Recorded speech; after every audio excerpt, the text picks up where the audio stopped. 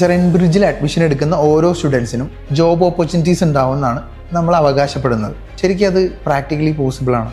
തീർച്ചയായിട്ടും അതെ. അത് പ്രാക്ടിക്കലി പോസിബിൾ ആണോ എന്നുള്ളത് ആളുകൾ സംശയിക്കുന്നതിൻ്റെ പ്രധാനപ്പെട്ട കാരണം എന്ന് പറയുന്നത് ഒരു ചെറിയ അറിവില്ലായ്മയാണ്. ഞാൻ താങ്കളോട് ഒരു കാര്യം ചോദിച്ചോട്ടെ. താങ്കളുടെ അറിവിൽപ്പെട്ടിടത്തോളം നമ്മുടെ നാട്ടിൽ വേക്കൻസീസ് ആണോ ജോബ് സീക്കേഴ്സ് ആണോ കൂടുതൽ? Job seekers. അതാണ് അതിനകത്തെ ഒരു തെറ്റിദ്ധാരണ എന്ന് പറയുന്നത്. നമ്മൾ നമ്മുടെ നാട്ടിലുള്ള സ്ഥാപനങ്ങളോട്, കമ്പനികളോട്, അത് ചെറിയ സ്ഥാപനങ്ങൾ മുതൽ വലിയ കോർപ്പറേറ്റുകൾ വരെ സംസാരിച്ചു കഴിഞ്ഞാൽ എപ്പോഴും അവരുടെ സ്ഥാപനങ്ങളിൽ 20% മുതൽ 30% വരെ വേക്കൻസീസ് ഓപ്പൺ ആയിരിക്കും. അതിൻ്റെ കാരണം എന്ന് പറയുന്നത് അവർക്ക് ആവശ്യമുള്ള സ്കിൽ സെറ്റുള്ള റിക്വയർമെൻറ്റ്സ് മീറ്റ് ചെയ്യുന്ന കറക്റ്റ് എംപ്ലോയീസിനെ കിട്ടാത്തത് കൊണ്ടാണ് ആ വേക്കൻസി ഓപ്പൺ ആയി കിടക്കുന്നത്.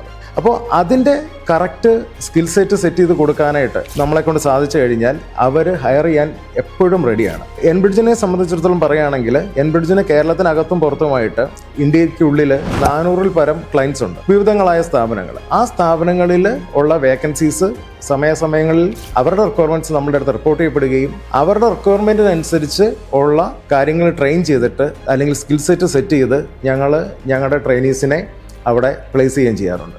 അപ്പോൾ അതുകൊണ്ട് തന്നെ പ്ലേസ്മെൻറ്റ് ഓപ്പർച്യൂണിറ്റി പ്രൊവൈഡ് ചെയ്യുക എന്നുള്ളത് എൻബ്രിഡ്ജിനെ സംബന്ധിച്ചിടത്തോളം വളരെ റെഗുലറായി ചെയ്തുകൊണ്ടുപോകുന്ന ഒരു ആക്ടിവിറ്റിയാണ്.